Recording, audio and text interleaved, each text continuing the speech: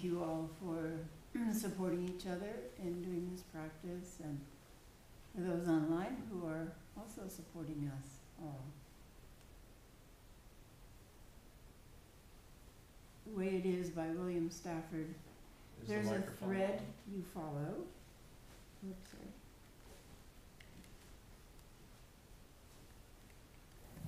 The Way It Is by William Stafford. There's a thread you follow. It goes among things that change, but it doesn't change. People wonder about what you are pursuing. You have to explain about the thread, but it's hard for others to see.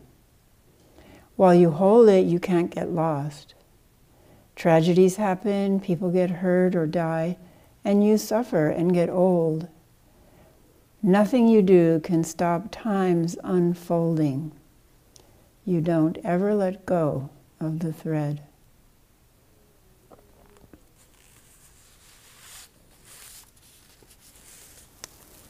Our vows can be that thread.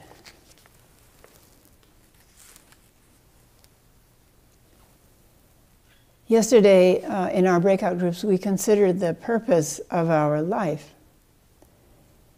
We can just move through life and be buffeted around by the various winds of karma, wandering around trying to satisfy our own desires. Or we can stop. Sesshin is a stopping. And we can intentionally ponder and discover and then follow a purpose for our life. A purpose that can improve not only our own life, but the life of all the people around us. And around them. And around them. We considered the vows that have been woven into the fabric of our life, oftentimes without our being consciously aware. Some might be hidden or reactive vows that we didn't know were propelling us to make certain choices in life. For example, not to have a messy house like our parents did. Our parents might have had a vow left over from their time growing up in the Depression, not to throw anything useful away.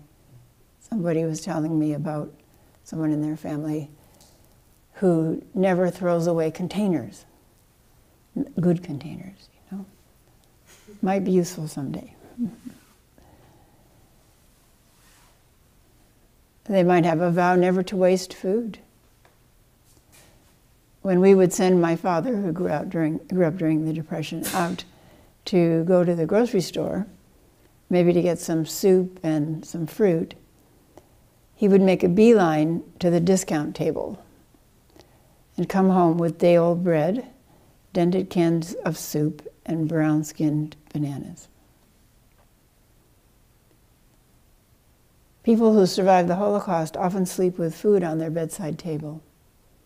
So when they wake up panicked, there's the reassurance of an abundance of food. When surviving becomes paramount, your vows are focused on food and water and clothing and shelter. This is a quote that appeared at the turn of the year from 2023 to 2024. And everywhere I checked, the source is unknown, but I checked it and it is accurate in terms of the numbers. Here it is. If you have food in your fridge, clothes on your back, a roof over your head, and a place to sleep, you are richer than 75% of the world. If you have money in the bank or in your wallet and some spare change, you are among the top 8% of the world's wealthy. If you woke up this morning with more health than illness, you are more blessed than the 1 million people who will not survive this week. If you have never experienced the danger of battle, the agony of imprisonment or torture, or the horrible pangs of starvation, you are luckier than 500 million people alive and now suffering. If you can read this message, you're more fortunate than 3 billion people in the world who cannot read it at all. We are so fortunate, and we forget that we're fortunate. Little things gripe us, little things that we lack. Like perfect nails. There's a new form of suffering, not having perfect nails. Including you go and get your nails done, I don't know how much it costs, but you come back and then you go on social media and complain about how they're not perfect, and you have to file them off and start again. Many forms of suffering on social media. When we truly take in how fortunate we are, gratitude naturally arises. And from that gratitude, generosity can arise. From gratitude and generosity, our deep vows can arise. How to help with the suffering that is lived every day by the 75% or more in those startling statistics. A bodhisattva is a person who has opened their heart and mind far beyond the scope of the difficulties of their own particular life. They have transformed their own suffering into clarity about the reality that underlies all life, the reality that underlies all existence. We touch one aspect of that deeper reality when we open to the peace in this room. The peace that's palpable in the morning in this room. And the excellence that pervades the whole universe as our chant intones. A bodhisattva could rest in this place of peace and ease, but as they survey the world with eyes that are clear of self-concern, they are moved by the needless suffering of living beings around the world. Needless suffering because of ignorance about our true identity, our one interconnected life, our one beautiful interconnected life. And as they witness this needless suffering, bodhisattvas are moved to find a way to help, as the Buddha was moved by seeing suffering outside of his perfect life, in realizing that it was all pervasive.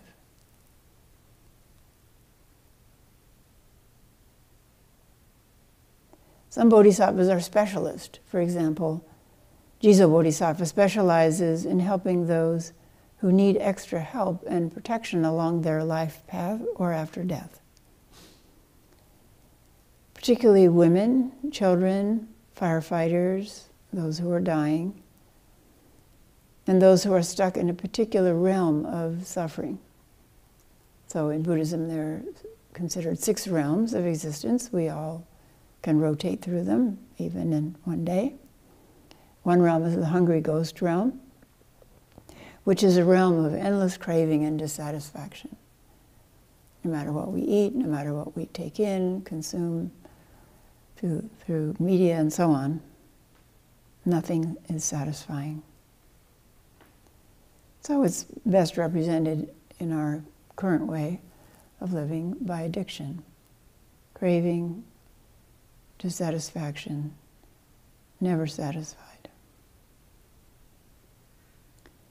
Each of us, as our own suffering diminishes, become more and more able to help other people whom we recognize to be suffering in the same way that we are suffering, or that we once were suffering.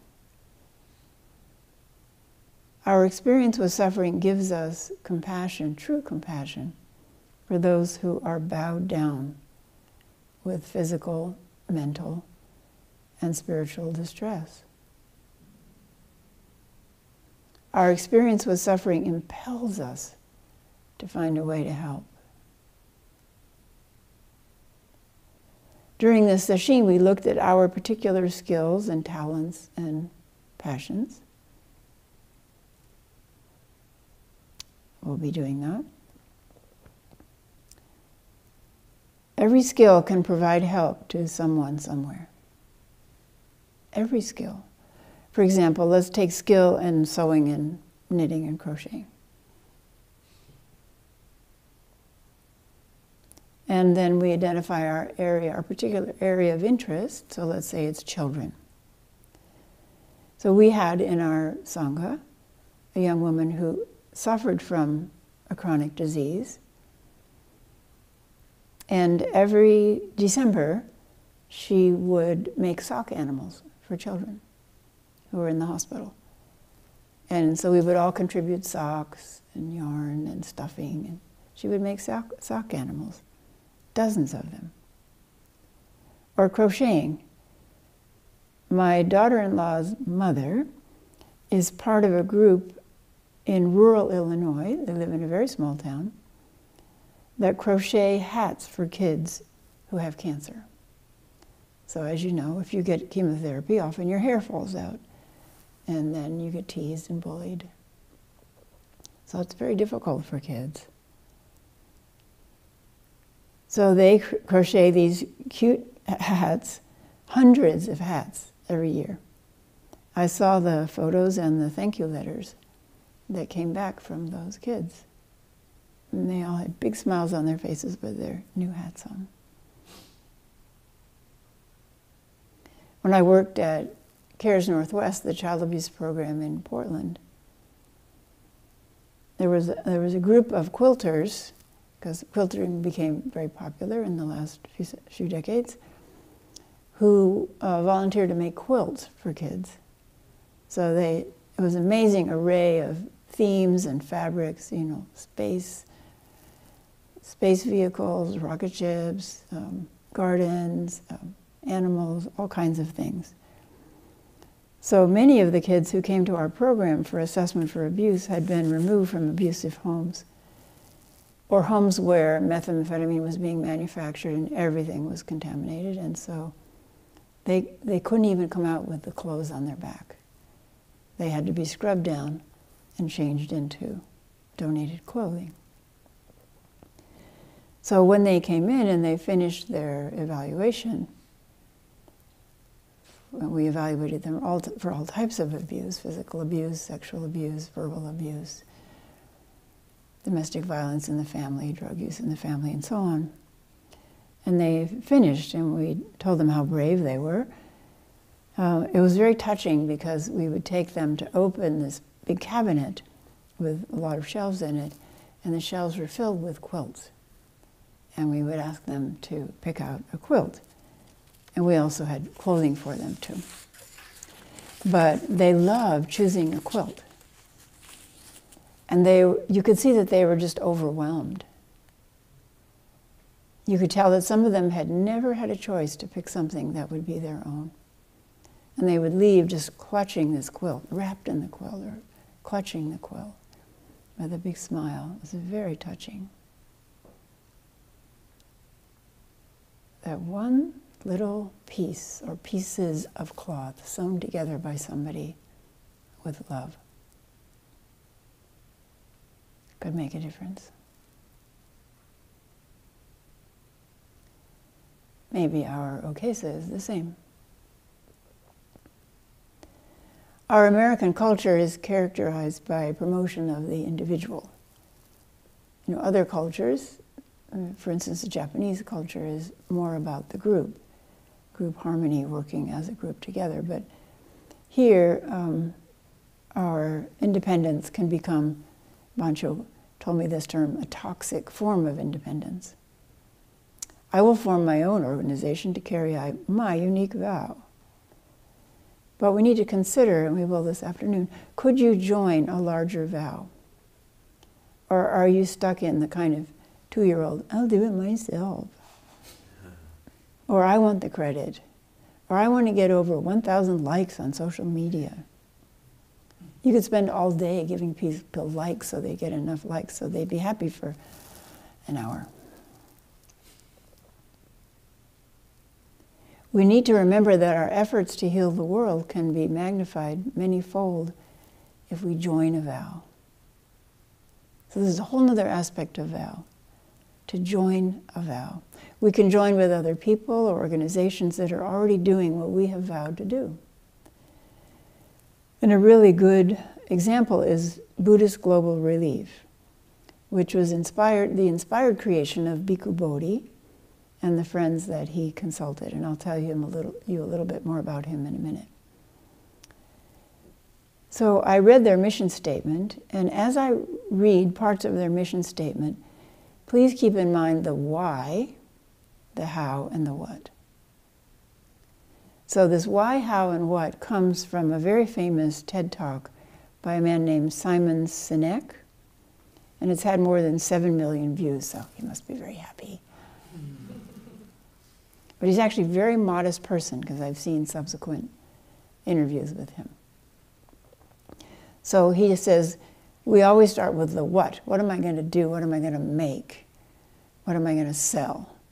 But that's backwards. Because he gives examples of companies that made something and it never sold. And then companies that started with the why and tell you the why, and then the how, and then the what. So listen to this mission statement with that in mind. Most organizations, by the way, if you read their mission statements, which I did when I wrote this book about vows, most mission statements of companies, either their first or second mission is to make a profit for their shareholders.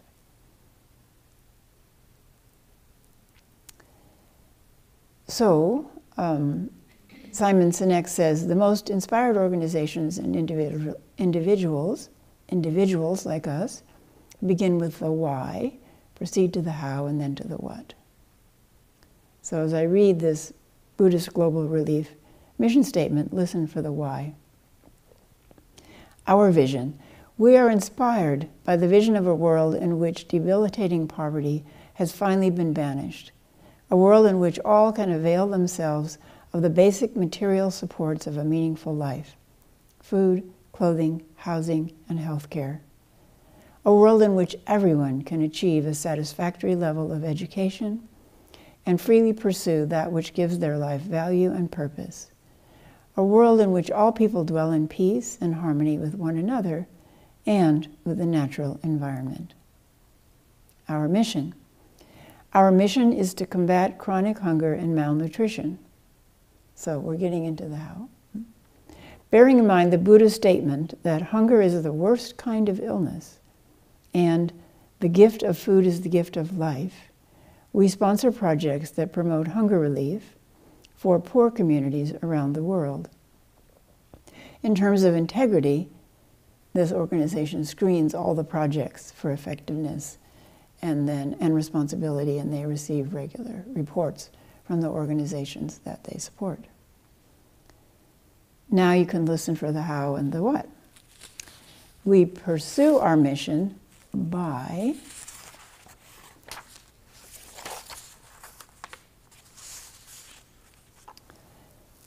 to provide food assistance to people afflicted by hunger and malnutrition, promoting food sovereignty rather than food dependence by enabling beneficiaries to develop projects they themselves can implement and manage for the benefit of their own communities. Although we provide occasional emergency contributions of food, our emphasis is on helping to develop better long-term methods of sustainable food production and management appropriate to the cultures and traditions of the beneficiaries. So now we're getting into the specifics of how and what. Next, promoting the education of girls and women, so essential in the struggle against poverty and malnutrition. Next, giving women opportunity to start right livelihood projects to support their families. We also seek to raise awareness of global hunger and advocate for an international food system that exemplifies social justice and is conducive to ecological sustainability.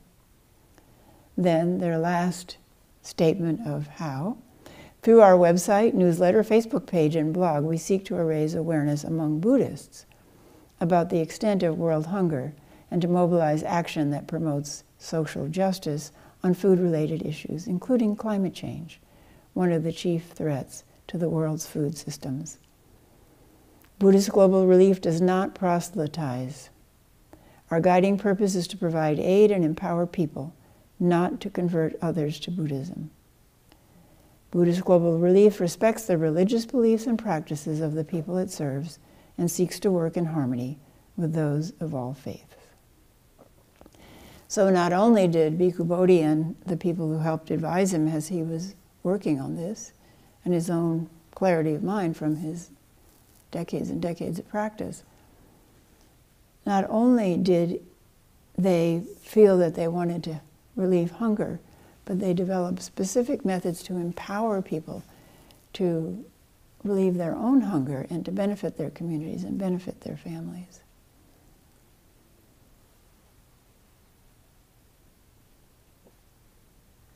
So we could join with a small group like my daughter-in-law's mother, who is part of a group of several dozen women who crochet hats for children with cancer.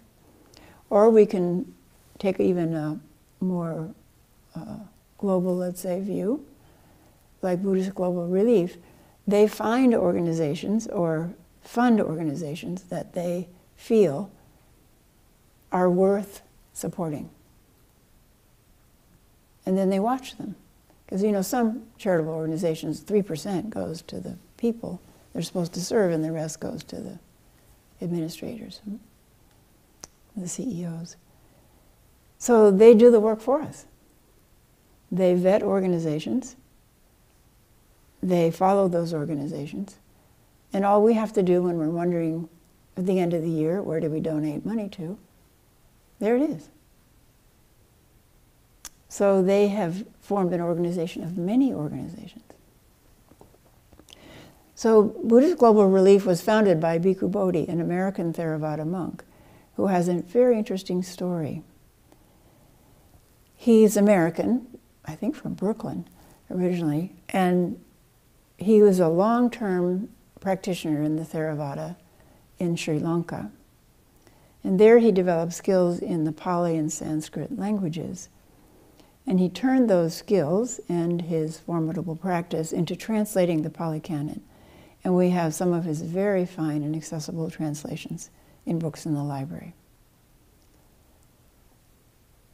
In talking with him many years ago, I discovered that he has constant severe headaches. He's had them all his adult life. And over the years, his many friends of students have helped him be evaluated. He's had CAT scans, MRI scans, you name it. And he's been treated through all kinds of sources, Western medicine, acupuncture, other alternative methods. Nothing has worked. He told me that the only time he has relief of his headaches is when he's doing translation work, when he's concentrating on his translation work. Thus, his individual suffering, his pain, and his sustained personal practice have brought benefit to hundreds of thousands of people around the world.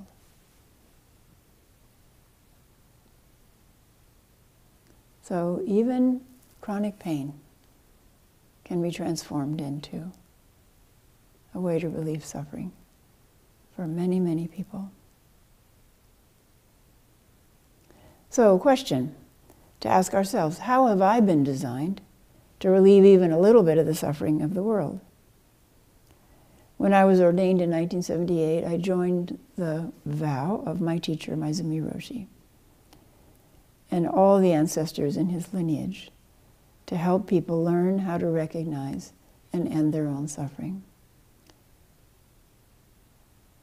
I say that phrase, how have I been designed, because one day when I was sitting, I had a revelation. I was sitting and I was thinking about kind of my life and what I've accomplished. And I suddenly realized that every talent and skill that I had cultivated for my own enjoyment and enjoyment of success with whatever, making jizos, writing books, whatever, were now being used by the Dharma here at the monastery. Every single one. So cooking for a family of 5, helping to cook for 85.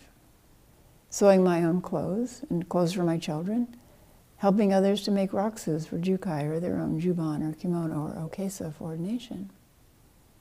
Working with clay in college, making jizos for people who rejoice in having a jizo image and feeling the protection of jizo bodhisattva. Singing in choir in church. I have some funny stories about that, which I won't tell you now. Singing in choir in church and college. I will tell you. So my mother and my sisters and I were in the choir. And my dad sometimes was the choir director. It wasn't a big choir, it might be 10, 12 people. And we were all sitting down in the front row, and we stood up to sing the hymn. And my sister's clothes got caught in the crack in the old pew. So she started to get up, and then she plopped back down again.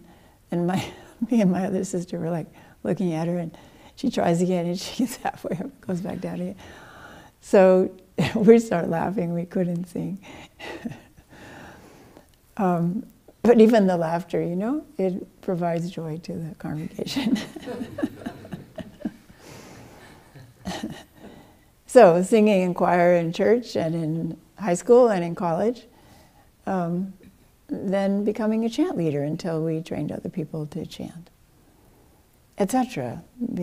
Studying medicine, becoming a medical doctor, you know, there are small ways I can help now that I'm retired by doing vaccinations and so on. So when I realized that everything that I thought I had developed on my own as skills and talents had been the work of the Dharma all my life, I was indignant.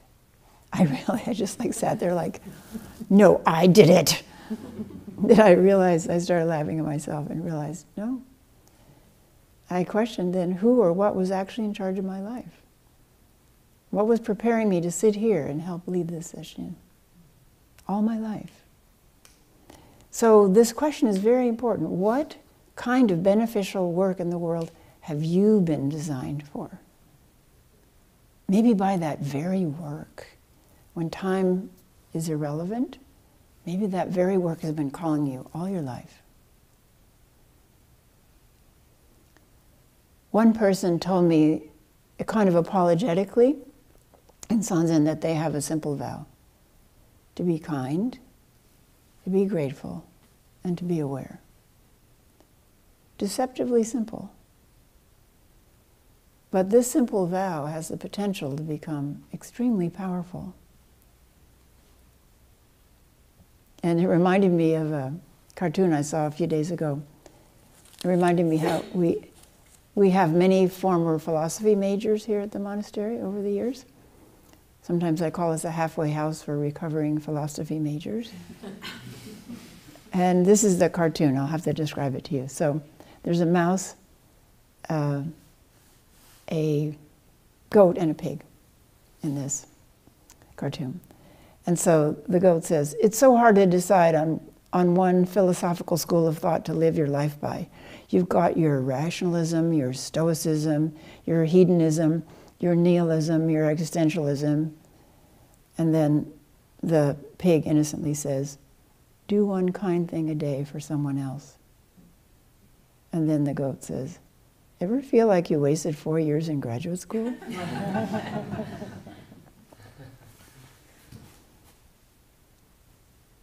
In the breakout group this afternoon, we're going to consider, how do I want to be in the world? What kind of person would I like to be in 10 or 20 years?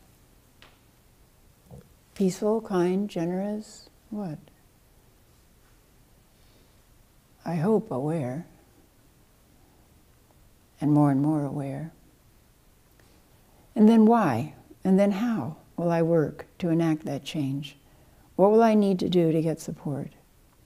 Or to change my life to allow for this vow? To rearrange my life to allow for this vow? What will help me become what I have the potential to be? Continuous practice, discernment, and more practice. I'm going to just read you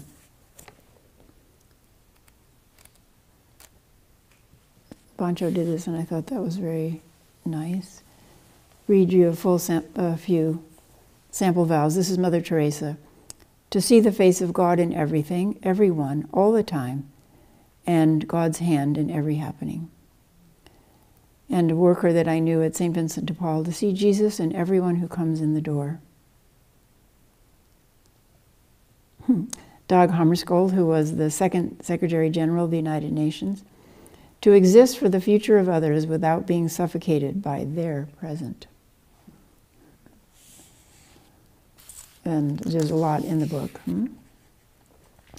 The Koinonia community, which my parents knew people who lived there in the South and who grew peanuts and sold nuts, to be stewards of the land and all its resources, to treat all human beings with dignity and kindness.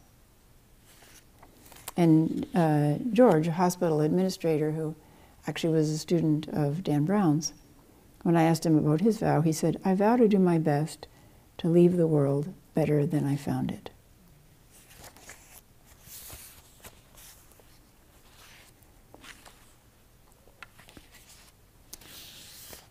So these are my vows. Jizo Bodhisattva, King of Vows, please help me to clarify and accomplish my deepest life vows.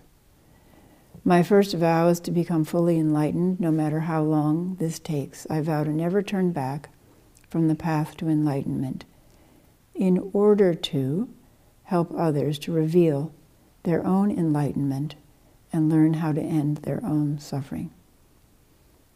May they become enlightened even before I do.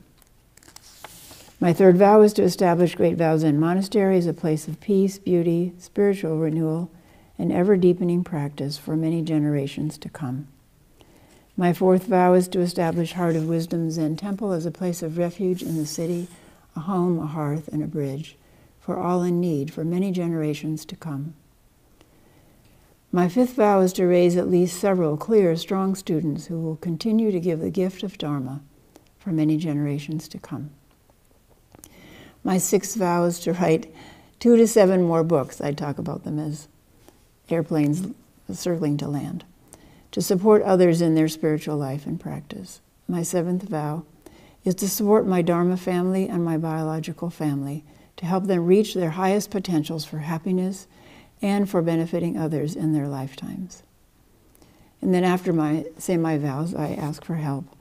All Buddhas and Bodhisattvas, all wise and holy ones, all guardian spirits, all spirits of earth, fire, water, and air, all devas and devadatas, I ask for your help in carrying out these vows. And although it may frighten me at times, I am willing to give up whatever must be given up in order to carry out these vows.